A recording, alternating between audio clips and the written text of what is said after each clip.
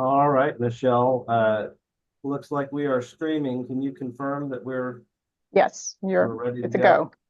All right. Well, good afternoon, everyone. This is Chair Andrew French of the Kansas Corporation Commission, and I'm convening this work study where we will be looking at small nuclear reactors. We're going to get some information in a presentation here in a moment.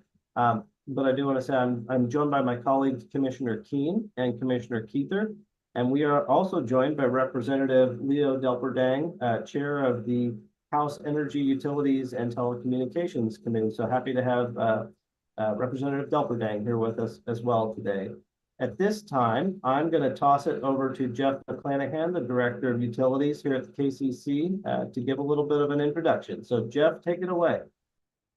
Thank you, Chair, and thank you, Commissioners and Chair Delperdang. Appreciate everyone joining us today, and especially NEI for volunteering to do the presentation. So we have NEI with us today, Nuclear Energy Institute, to discuss the future of advanced nuclear energy. And in many ways, this is a continuation of the resource adequacy work studies we had in early 2023. Since that time, the focus on resource adequacy has accelerated, and the need for firm dispatchable capacity is now at the forefront of the issues facing the Southwest Power Pool, the public utility commissions within the SPP, and the utilities themselves. And small modular reactors are increasingly being discussed as a possible solution that can provide baseload capacity with zero carbon emissions. And in fact, Amazon Web Services, Google, Meta, and Oracle have recently announced or implied that they're going to announce SMR projects. So I think this is a timely work study. And again, we appreciate NEI for volunteering. So with that, let me introduce Katie Ostian. Hopefully I got your last name right, Katie. And she will be leading the discussion today, and I'll let her introduce the other NEI staff that's with her. All right, thank you, Jeff. And I'm not seeing my slides yet, so we'll give Michelle a moment to pull those up again. I am Katie Austin. I work at NEI. I'm on our new nuclear team. Thank you, Michelle. I see the slides now. And so my team is in our technical and regulatory services. So when folks have questions about new nuclear or advanced nuclear energy, they come to our group.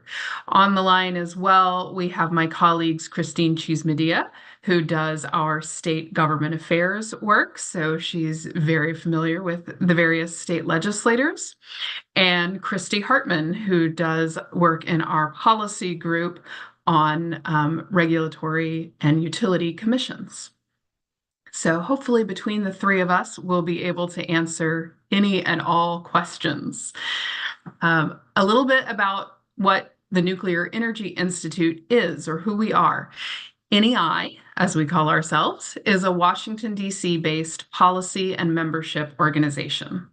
Our mission is to promote the use and growth of nuclear energy through efficient operations and effective policy. We do this by providing a unified voice for our 340 plus members before U.S. government and international organizations, agencies, and venues. We serve as a forum to resolve technical and business issues for the industry and as a source of accurate and timely information to our members, policymakers, the news media, and the public. I'll take the next slide. Before we talk about advanced nuclear energy, let's level set with nuclear power's contributions in the United States today.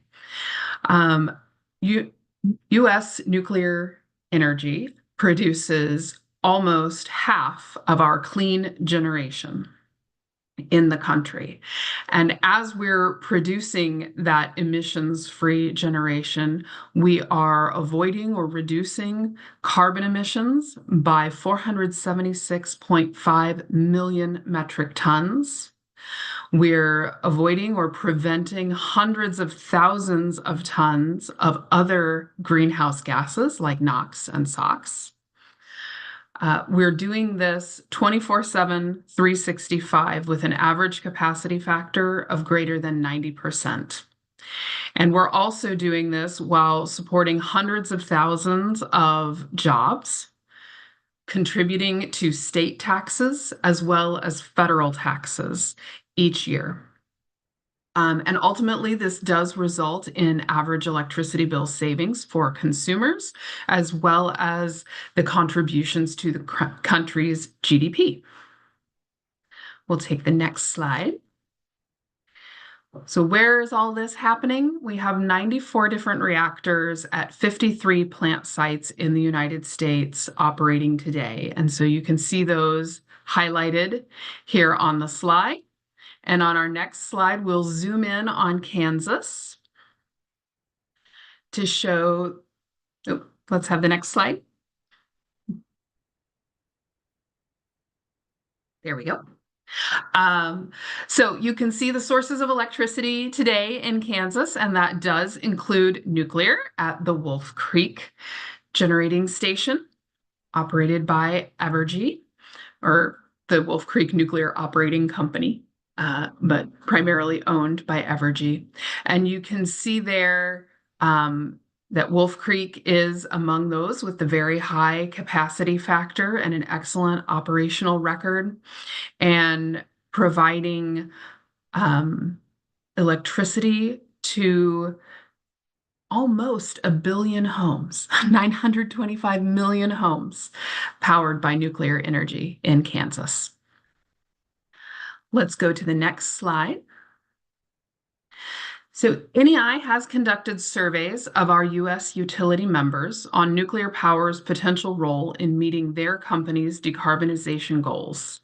And we found that greater than 90% of the current fleet expects to operate to at least 80 years through license renewals. That means there's 100 gigawatts of electricity from nuclear currently on the grid, and they're expecting to continue to extend that capacity so that we maintain that 100 gigawatts of electricity. In addition to that, they've identified 100 gigawatts of new nuclear opportunity anticipated by the 2050s. And if we were to say, for example, that all of that would be made up by small modular reactor scale plants, that would mean we need to add roughly 300 new nuclear plants to the US by 2050.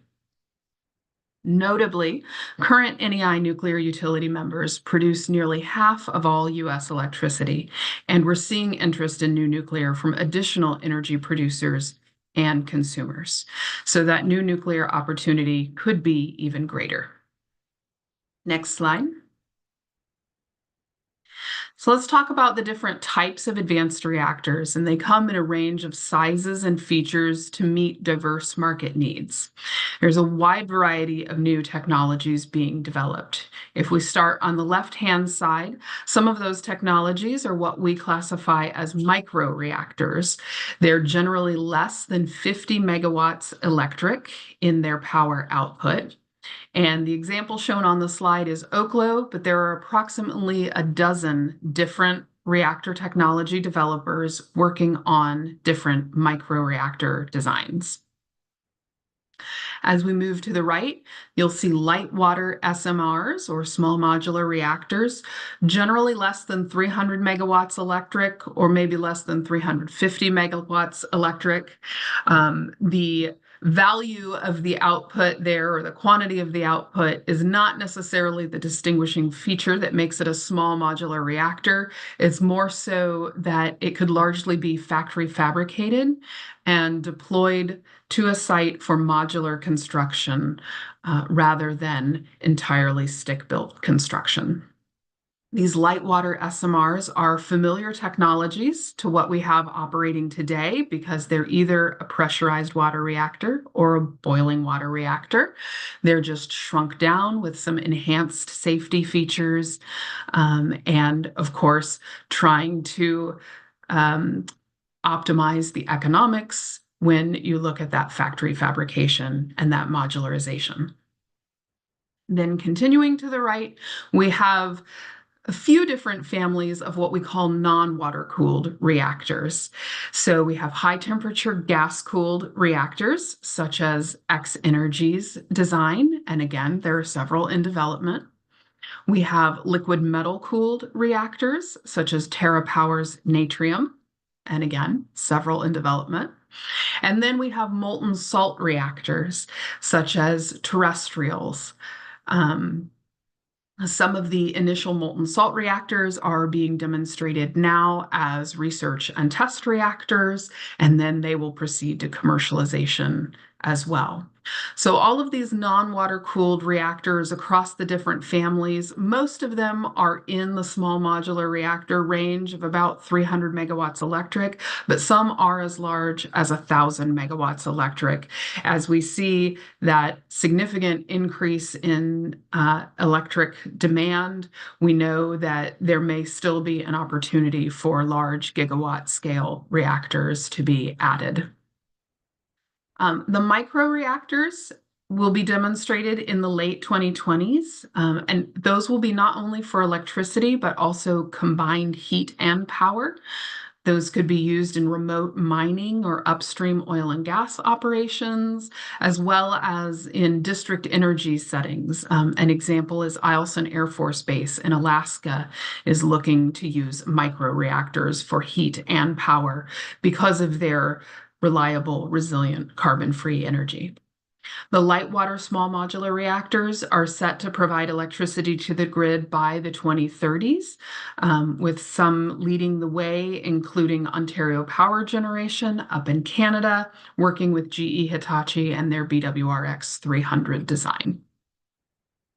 And then the non-light water reactors are also poised to provide electricity to the grid and process heat to industrial customers before 2030.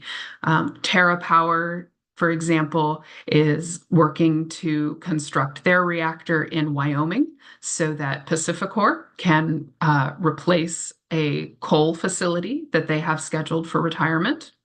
And X Energy has partnered with Dow Chemical to site their reactors in Seadrift, Texas, for heat and power for Dow's chemical facility. So let's go to the next slide. So as you might imagine, all these different technologies, all these different options, sometimes it could be a little overwhelming, but there's good reason to have all those different options. It's really just which levers do you want to pull in the energy that you are seeking to procure, and some of the costs and efficiencies that you are trying to manage. So we know that water-cooled reactors, there on the lower right-hand corner, work really well for producing reliable, always-on, clean electricity. Those operate at what we would call a medium temperature if you're looking at potential industrial applications, and a very high pressure because you need to keep that water in the reactor, either boiling in the reactor or under pressure so that it doesn't boil in the reactor. That leads to some high pressure vessel costs. So if you wanted to perhaps maximize your economics and get a little bit more energy out, you might say, well, I'll still have a high pressure vessel cost, but I'll operate at a higher temperature, and that's going to give me some higher efficiencies. And so I might look at a gas-cooled reactor. And again, this is where we see folks like X Energy and Dow Chemical partnering, because Dow does need that very high heat as well as electricity for their processes. On the other hand, you might say, I'd rather operate closer to atmospheric pressure, in which case you have options in the molten salt and the liquid metal cooled technologies. And then on the right-hand side with the little thermometer arrow there, you can see some of the general temperature ranges that various industries operate at. So whether it's district energy for a hospital, a university campus, an Air Force base, or other military installation, that's really low temperature. But as you go up through thinking about desalination or ammonia production, all the way up to hydrogen production, you're increasing the required temperature to really be efficient at producing those outputs. Next slide. So as you can see, there's a spectrum of sizes and options, everything from a very small amount of heat or electricity up to the very large amounts that we have on the grid today. There's a variety of outputs, not just electricity, but we're thinking more and more about producing medical isotopes, about producing hydrogen, about producing the process heat directly, so that end users can decarbonize those hard to decarbonize sectors of our energy economy. And this leads us to interactions with a multitude of new customers. So it's not just the electricity suppliers, but it's everyone from petrochemical to data centers, military bases, oil and gas, so on and so forth. So it's a very exciting time to be in nuclear. Let's go to the next slide.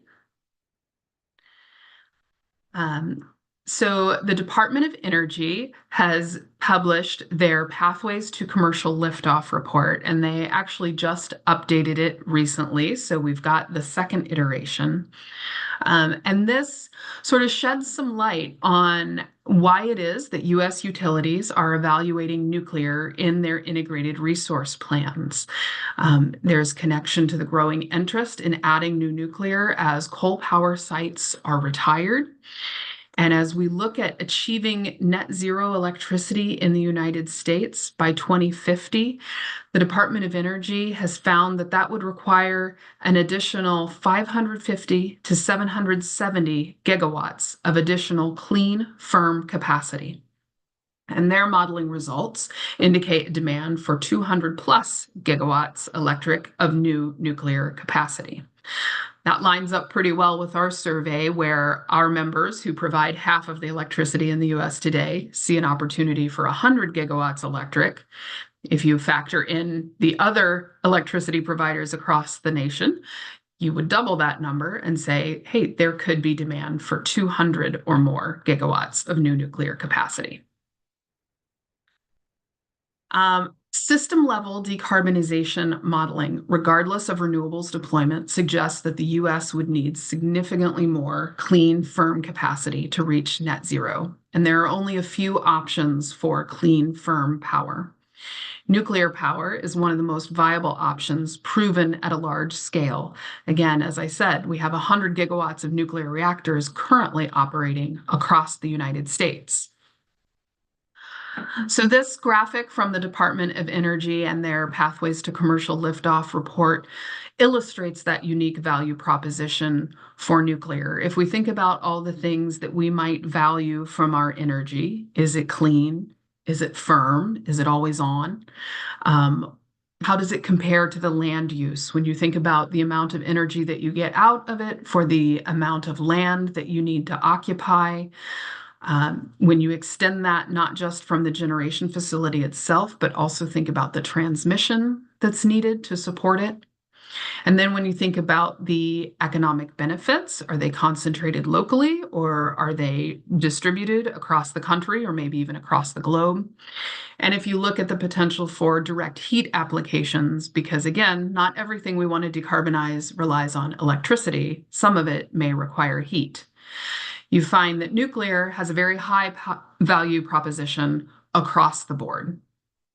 And others are certainly valuable and have their role to play, but they'll all need some additional support, whether that's additional work on long duration energy storage, carbon capture sequestration, in order to get them all to that clean, firm, reliable attributes. They all need to be compared on a level playing field. Let's go to the next slide. So future energy systems do need to be reliable and affordable. Vibrant Clean Energy modeled the energy system needed to match demand by location. They took 3 kilometers squared segments of the country, and they looked in real time, so hour by hour, and said, if we want to reduce electric grid greenhouse gas emissions by over 95% by 2050, and economy-wide by over 60%, what does our least cost system look like? And what does the system look like if we constrain nuclear for any reason? They found that the lowest cost system would deploy an additional 3 times today's nuclear capacity. And energy storage would be included to complement wind and solar, building out the rest of that system. If nuclear were constrained for any reason, whether the workforce isn't ready or the regulatory process is slow, the increased cost to customers is significant, almost $500 billion. So it's very important not only to think about nuclear, but to think about nuclear from the beginning as we look to our energy system of the future. Let's go to the next slide and dig in a little bit more on why we think nuclear energy is affordable. Bank of America Global Research published a report on the nuclear necessity, and they further described affordability, finding that nuclear appears to be the cheapest, scalable, clean energy source by far.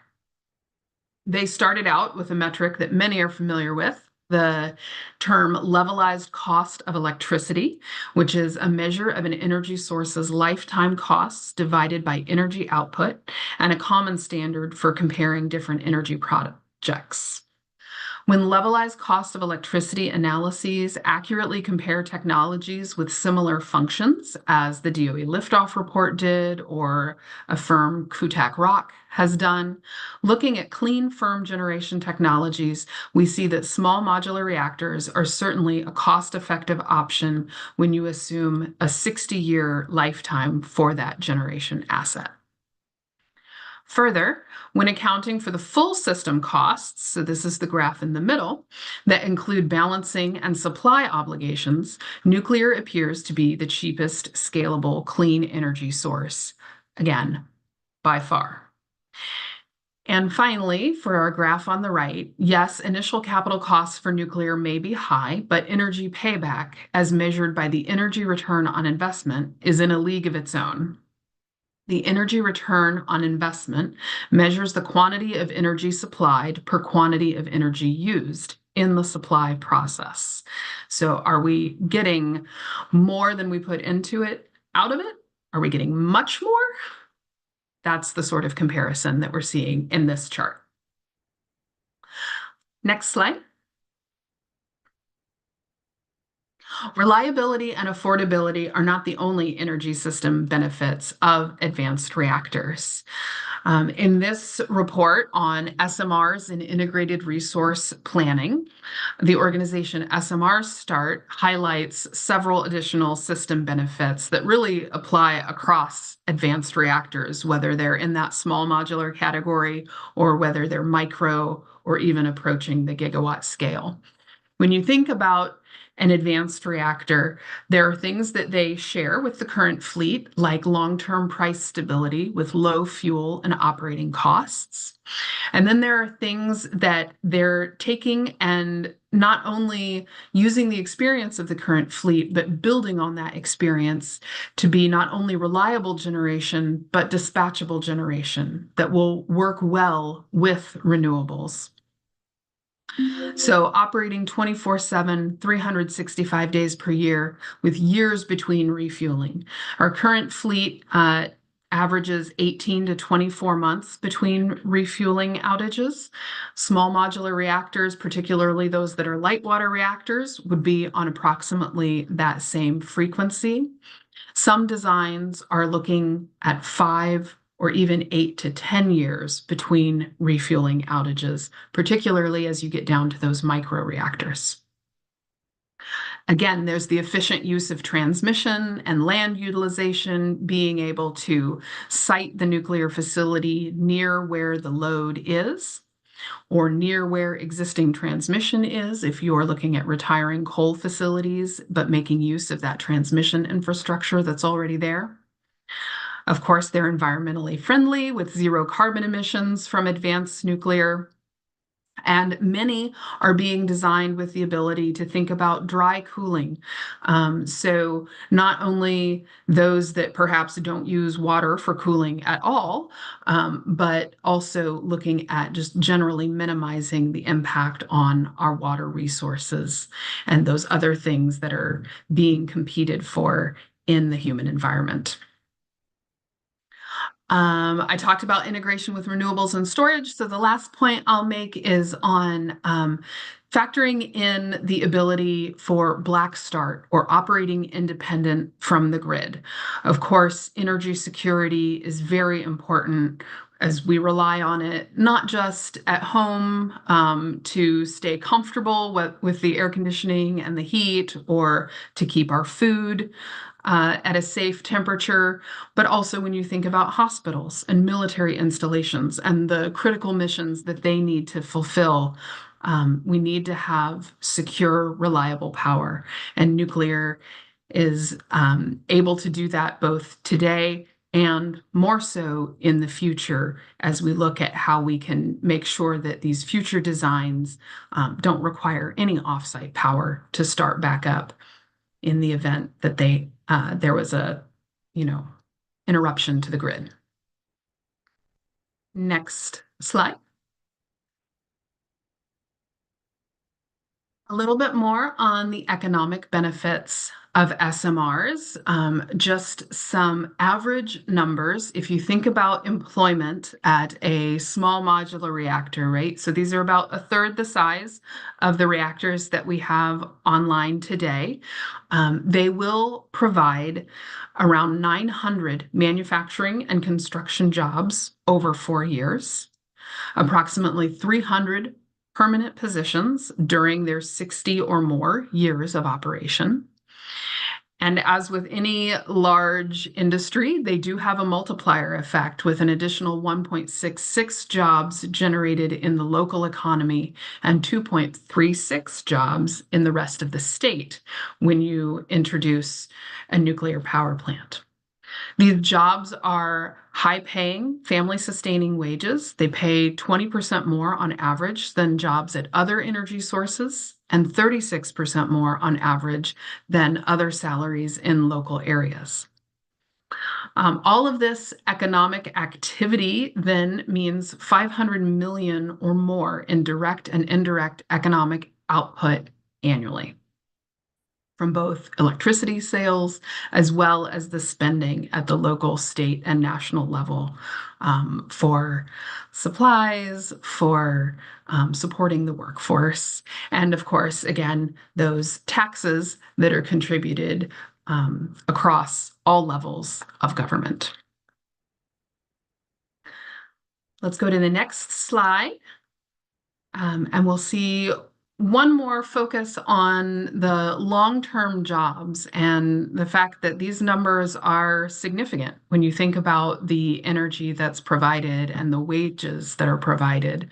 When we compare nuclear to other forms of generation, you'll see that nuclear provides the most permanent jobs on site on average, along with the highest median industry wage. And again, recognizing the carbon-free energy value, the firm energy value, and those benefits being concentrated locally. Let's go to the next slide. There are lots of states that are taking action for nuclear. So Kansas is in good company, exploring nuclear technology. You see a whole slew of states that are looking at doing studies, putting together working groups, commissions, or task forces to think about how nuclear fits into their energy portfolio and economy, looking into the future. They're recognizing nuclear as a clean energy source in many states. States that have barriers are removing them and signaling their support. So whether it's repealing nuclear moratoriums or taking proactive steps to identify the conditions under which new nuclear would be a good investment for that state. And the industrial partners would be able to recoup their expenses while providing the certainty of energy that folks are looking for. And then there are also some states that are incentivizing nuclear technology and the supply chain, because it's not all about the reactors. You have to have those factories to fabricate the reactors. You have to have facilities to produce the fuel and all of the various components that go into nuclear reactors. If you're interested in seeing any more specifics on some of these state policies, we of course have the links there on the slide that will connect you to our website. On the next slide, we'll talk about key federal policies. So one of the few issues to see sustained bipartisan, bicameral support at the federal level is nuclear energy. In the last 3 years, we've seen significant legislation passed, beginning with the bipartisan infrastructure law that awarded cost shares for 2 commercial demonstration projects. That's the TerraPower and PacifiCorp Natrium project in Kemmer, Wyoming, and the X-Energy and Dow project in Seadrift, Texas. They awarded cost shares for hydrogen hubs and specifically included a requirement that at least one of those hydrogen hubs use nuclear energy. I think once the awards were all announced, it turns out that at least 2 of them specifically called out the use of nuclear energy and were then awarded funding. And finally, the bipartisan infrastructure law really started the effort at a national level to create a program to support nuclear energy facilities that were financially challenged, as the markets did not recognize the full value of their firm, clean electricity. Then in 2022, the Inflation Reduction Act was signed into law, and this really provided that long-term value certainty that nuclear needs. The credits for clean energy production apply to all carbon-free generators. There's a production tax credit for the currently operating plants. So this sort of replaces that civil nuclear credit program and gives a longer runway with more certainty.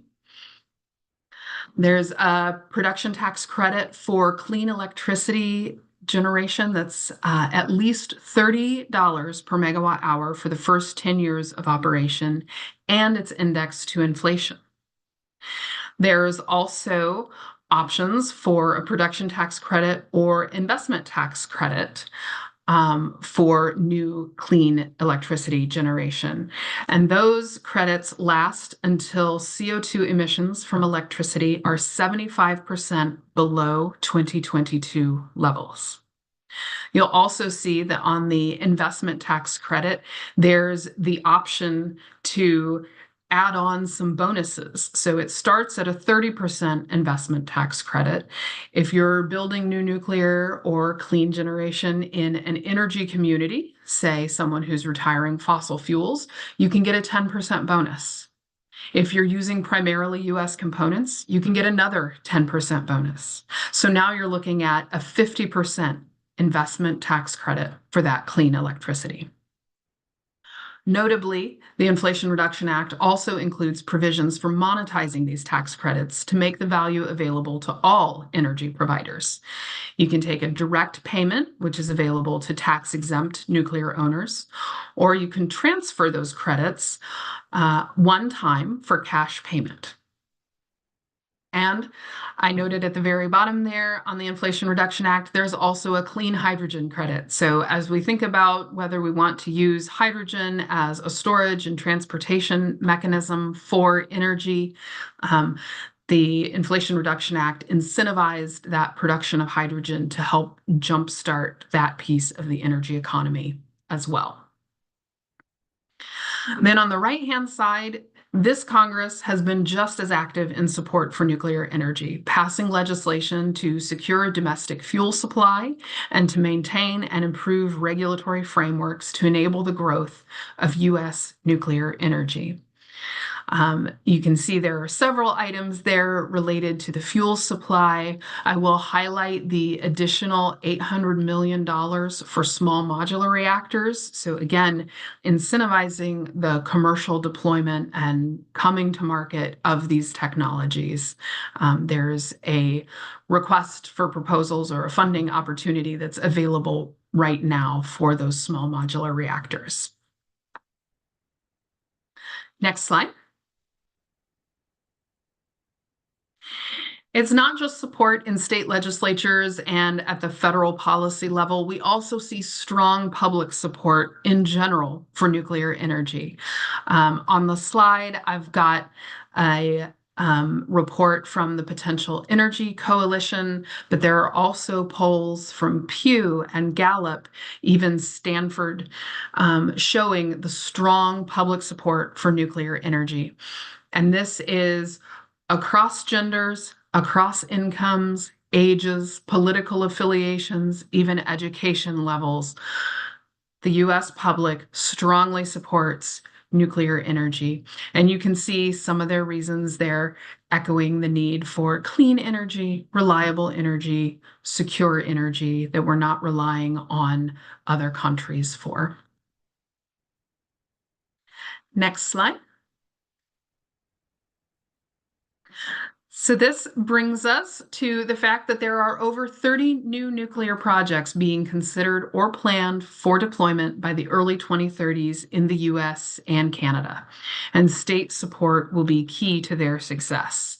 As we look at decarbonizing the grid we know today, we also need to think about what the grid of the future will be as we electrify the energy consumption we can, add in alternative fuels that must be produced in significant quantities without carbon emissions, and look to industrial energy consumption.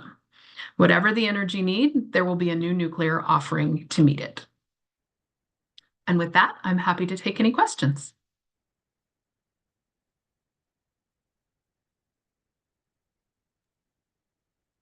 Well, thank you, Katie. I've been kind of monitoring the participant list here to see if I saw any hands raised, and I don't yet. So maybe I'll lead us off. You have that map of where some of these new projects are being developed. You know, I know in Kansas, as we think about it, you know, the biggest drivers, it's probably preventing a bigger discussion right now is the cost, as we compare it to, you know, current resources and sort of a mix of resources, versus moving to that technology or those new technologies.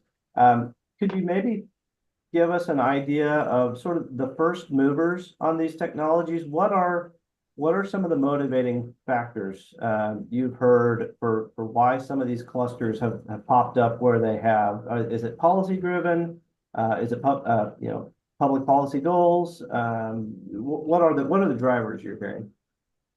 Yeah, so there are lots of drivers, and I will say they probably start with the recognition by large corporations, whether they're the utilities themselves or whether they're the very large industrial customers, saying, we want to decarbonize our energy consumption. And we need reliability. We need to know that that energy will be there 24/7, 365. So looking at all of the available technologies and options, nuclear is a really sound investment. This is why we've seen lots of action lately when it comes to data centers, making agreements both with current nuclear, but also planning for future nuclear. It's why we've seen Dow partner with X Energy for their chemical manufacturing facility because they need significant amounts of heat and electricity, and Dow themselves want to lead the way in decarbonizing that sector. Is why we've seen TerraPower and Pacificor partner in Wyoming Pacificor has carbon reduction goals. They're driving towards net zero. They've identified a number of coal facilities that they plan to retire. And so, they announced those pending retirements. They worked with their communities to say, okay, what's important to you as we retire this energy and we replace it with carbon-free energy?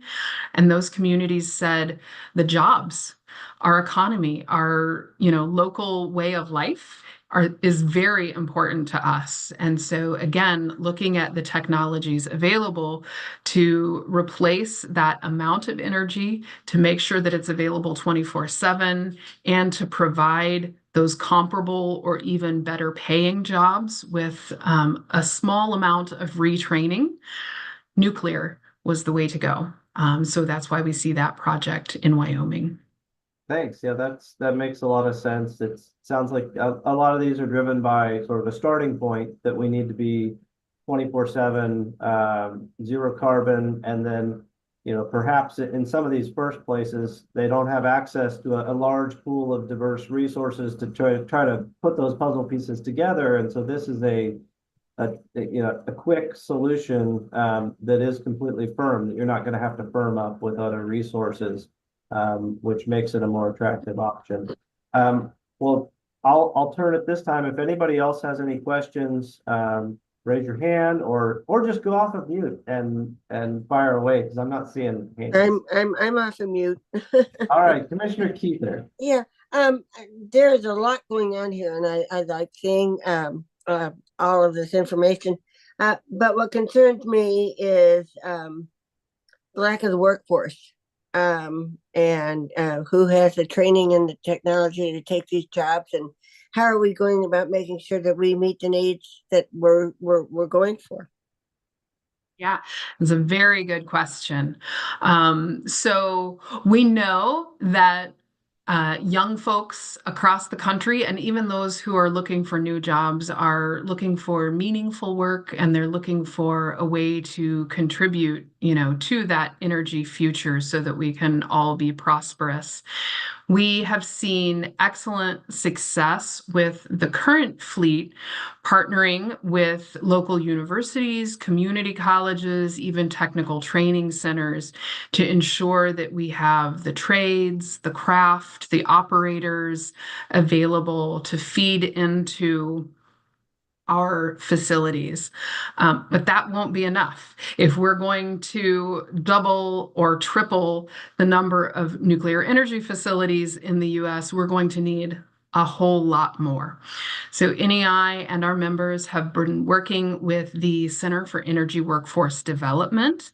We have a workforce development roadmap that's looking at everything from universities to community colleges and even into high schools, making sure that students recognize the opportunities for careers in energy, that they recognize you don't just have to be a nuclear engineer in order to work at a nuclear plant. We take all different kinds of engineers, as well as all different kinds of other jobs, from administrative to IT, security, lots and lots of different career opportunities. And so we're working to make that more accessible information, both to students, to school counselors, and then continuing that idea of the partnerships with the different community colleges and universities, ensuring that as we design new reactor technologies,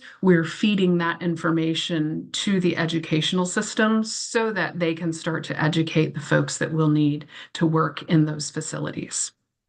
Is any of that information being shared with legislators that you know of, or does it have to be asked for, or how can we get that? I think just besides education people, Chairman Dippelding is on this presentation. I hope his ears are pricking up a little bit, so we can all work together to understand how we can get those jobs educated and trained in Kansas. Absolutely. Yeah. So Christina and I will make sure that we get that information to you. That'd be great. And I see Representative Delperdang has come on camera here, so he may have a question. You bet. I was going to say, Chairman French, I got a question if I may, but you had a slide up there that showed the various states that were looking at it, investigating it, moving forward with it. What is the best first baby steps to get this taken? I want Kansas on the list, but I want to make sure we do it correctly as we move it forward. I'm looking for help. I'm looking for guidance. Mhm. Yeah, absolutely.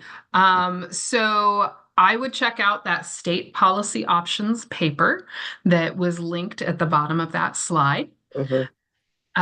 It provides the options in all those different areas. Of course, you can look and see, what you may already have on the books. And I see Christine coming on so that she can help with that. But then, it's really thinking about your goals as a state. What is important to you and how your energy future is set up and structured, including capturing that workforce and being able to train them at home and then retain them in the state as they move on to careers. Sure. I look at it as we've got a fair number of coal-fired plants that eventually will be going away. And I see SMRs as the #1 choice to start replacing those out over time.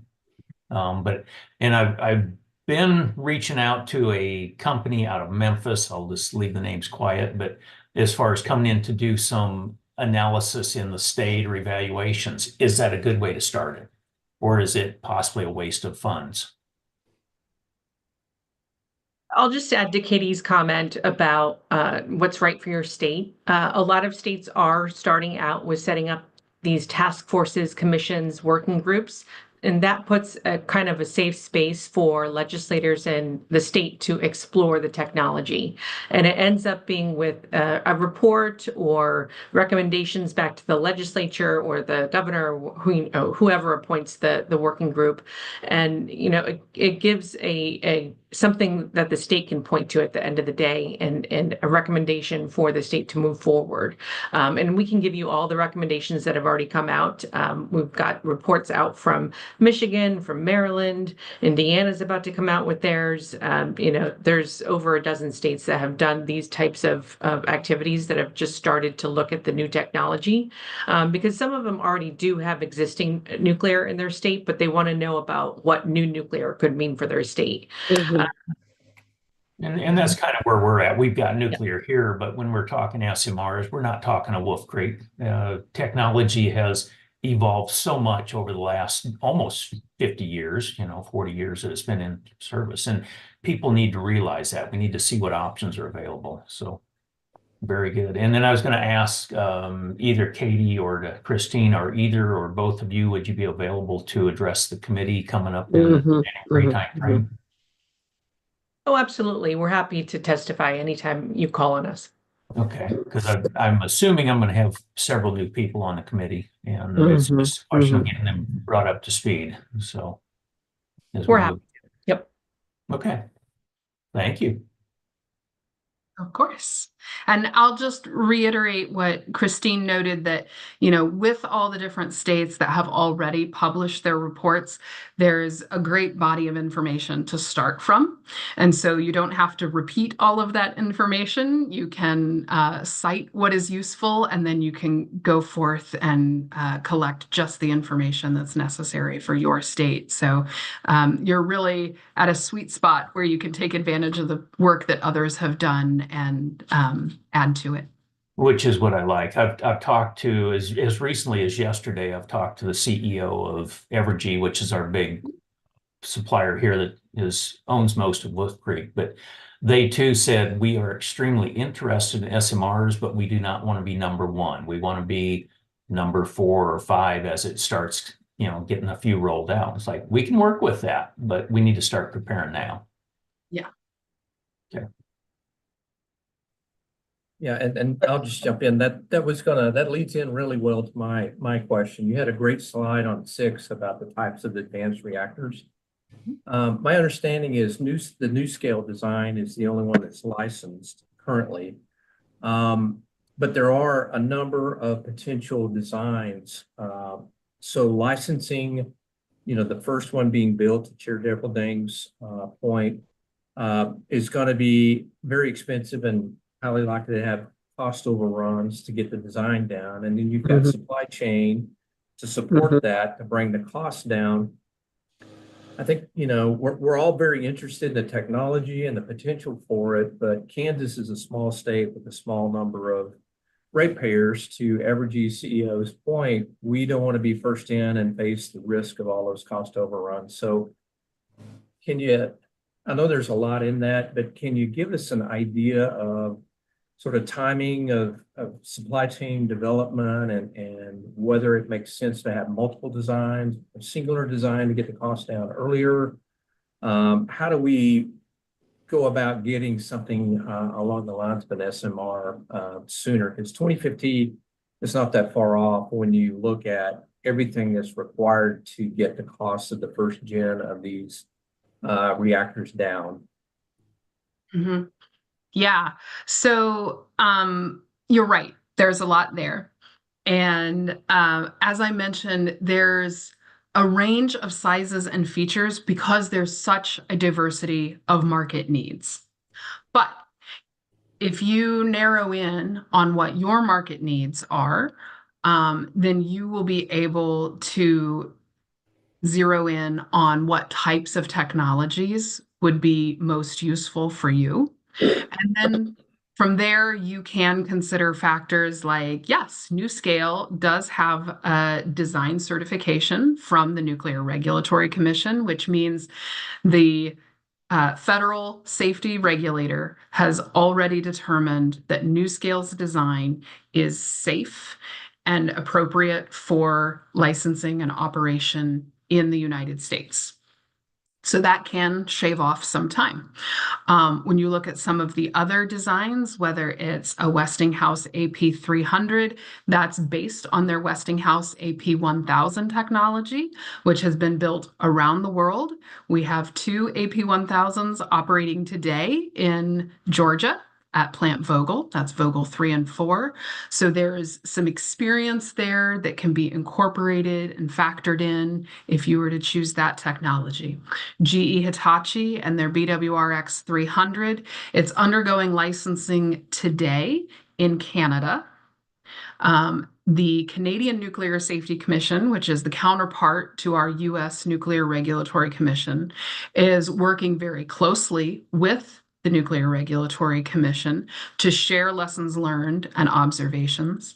Ontario Power Generation, which is the utility there, is working not only with GE Hitachi, but also with the Tennessee Valley Authority, who anticipates being the next in line for that technology. So some of these technologies are already building up their order books. They've already identified units 1, 2, 3, maybe even through 6. So now is the time to start investigating and thinking about where you want to be in that queue, because depending on the technology that you pick, you're certainly not going to be first. You might already be 8th in line. So it's really something to act on today. So I commend you for having this information session. Well, how fast should we get in line, considering cost, considering that our current nuclear power plant supposedly goes until 2045? And it's been renewed several times. I don't know exactly what the future will bring, but how aware of that do we need to be? Yeah. So I believe that Wolf Creek, if it's licensed to 2045, that means it's had one license renewal. So that will take it to a total of 60 years of operation. And remember, I indicated greater than 90% of our members are looking at a subsequent license renewal, potentially taking them to 80%. So that would be a question for Evergy and Wolf Creek. Are they considering a second or a subsequent license renewal to take them to 80%? But then the other thing to consider is that if you start today and say, yes, I want this small modular reactor technology, and we're going to go through all the steps of permitting it and siting it and constructing it, you're probably looking at 10 years Mhm, before it's up and operating. mhm, So mhm. that's another thing to think about. Do you need to start seeing additional capacity come online in the mid 2030s? Does it need to be 2040s? Mhm. Those are all factors to consider. Thank you. Quick second question, if I may. I've read some say it's true, some's not, but can the spent fuel from a big one like Wolf Creek possibly be reused in SMRs? Possibly. Mhm. It depends on which SMR technology you choose, and how the government wants to work that out. Because, of course, right now, the used fuel from Wolf Creek is slated to be returned to the Department of Energy for disposal. Of course, the federal government is not making a lot of progress on that right now. They've actually taken a step back and they're looking at consolidated interim storage. So that means that it will be stored on site at Wolf Creek for some time. But Along the same line, Yeah. didn't recent passage of the Inflation Reduction Act have some verbiage in there about re-energizing spent fuel rods?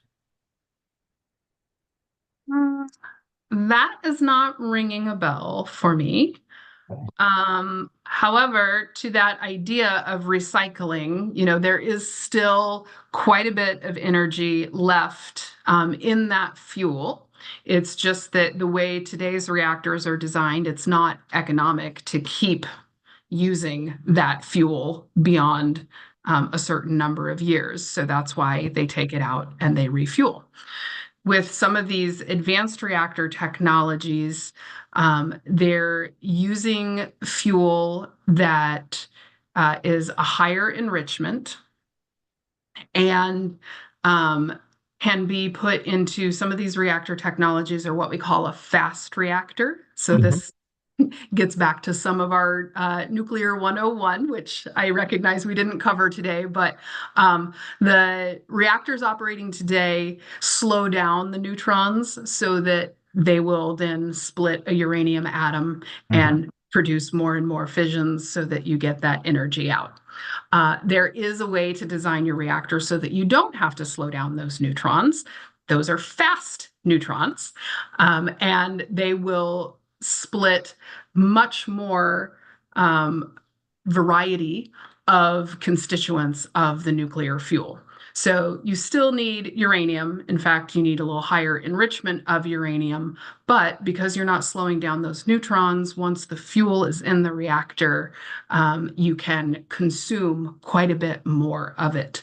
And so while we don't recycle light water reactor fuel here in the US today because our operating light water reactors can't really economically use that fuel, it's cheaper to just fabricate fresh fuel. Some of the advanced reactor technologies, particularly the liquid metal reactors and the molten salt reactors, would be able to leverage that recycled fuel. And Oklo is an example of a company that is working to demonstrate the business case for recycling fuel today.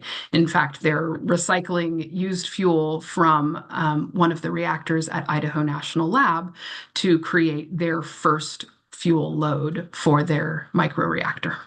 Okay. Thank you. I've got a question that shifts gears a little bit.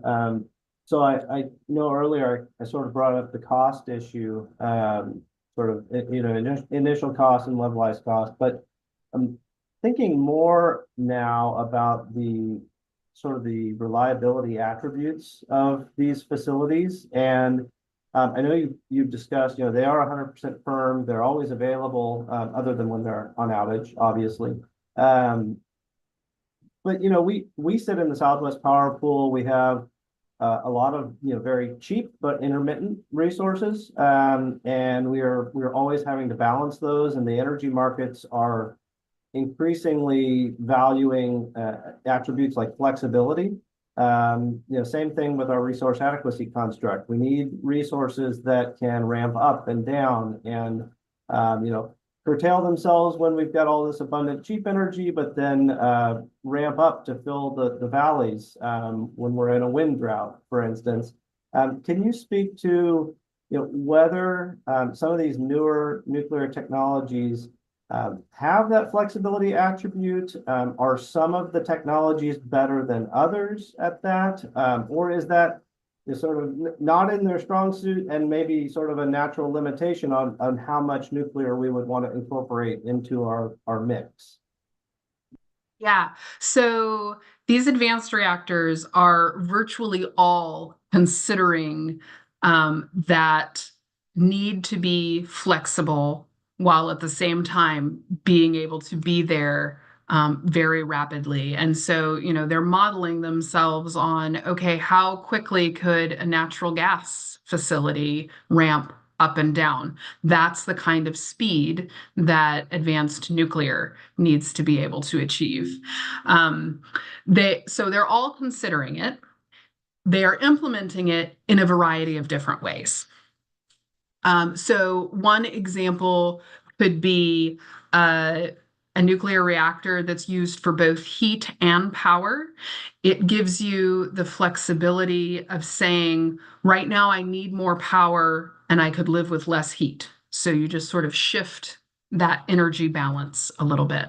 Another option could be, well, I'll pair my facility with some energy storage.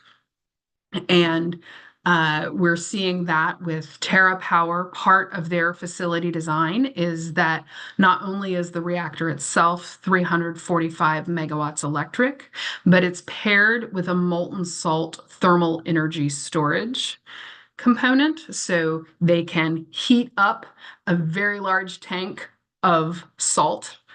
And if they don't need all of their electricity on the grid, they'll put some of that electricity towards heating up the salt. Then later on, say the grid dynamics flip and suddenly you don't have very much wind, you need more energy. Not only is the reactor still operating at their 345 megawatts electric, but now they can draw out of that energy storage and provide peaking capacity up to a total of 500 megawatts electric from that plant. So whether it's switching between your energy products or using some sort of energy storage, many of the different designs are factoring in that capability. Well, that's great to hear that that's being considered in design capabilities, because I know, words like base load still get thrown around, but that's not really part of the modern terminology. I mean, now it's all about the attributes that the system needs as a whole, and flexibility is more the name of the game now. So glad that's being considered in the economics of these projects. Yeah, of course. And I'll add, another opportunity there is also, I talked a little bit about the potential for a hydrogen economy and generating hydrogen, or, maybe you're generating ammonia or other synthetic fuels. If you don't need to be generating those things 24/7, that might be a nice add-on to take that excess energy when it's not needed on the grid. You can say, okay, well, I'll just start producing some hydrogen and I can store that hydrogen and then I can sell that hydrogen. It does have a value, but it's another way for me to store the energy while my energy is not needed on the grid. So it may be really important for the economics of some of these projects to be paired with off-takers in some way, that could take or relieve their load from the system at certain times. So that's really interesting. All right, any other questions from the attendees? Real briefly, if I could, is there further advancements I'm hearing about in the technology of fusion versus fission? And could you give you a 60-second blurb or something there? What you got? Yeah, there are advances in fusion. There's a significant amount of private investment in fusion. there's still a long way to go. Mm. That wasn't 60 seconds, but Yeah. I appreciate it though. So Yeah, of course. And we're happy to connect you with some of those companies that are working on fusion if that would be of more interest. I won't speak for all of their individual research activities and what they've achieved or what they're still working towards. okay, thank you. Other than that, Chairman French and the other commissioners, everybody here, I appreciate you letting me jump in here with you. It's been very informative and The fourth looking forward to commissioner. getting back up there. So And I do have another quick question, going back to the different types of reactors. Could you give us an idea maybe on a number of those are in development? Do you have any idea on the timing of those, sort of when they might help? And then I'll state the obvious with Google and Meta and the others kind of announcing their intentions. Am I correct in assuming that may speed up the development, so to speak, or do you have any insight that they've announced it, but it's still a ways off? So just sort of timing of the development of the technologies. Yeah, absolutely. So again, several of the micro reactor designs, so those are the very small 50 megawatts electric or less, are expected to be demonstrated in the next 5 or 6 years. There are activities underway at Idaho National Lab, and some of those are with private entities, whether it's Oklo, trying to build their first microreactor, or BWXT, working with the Department of Defense on their Project Pele microreactor.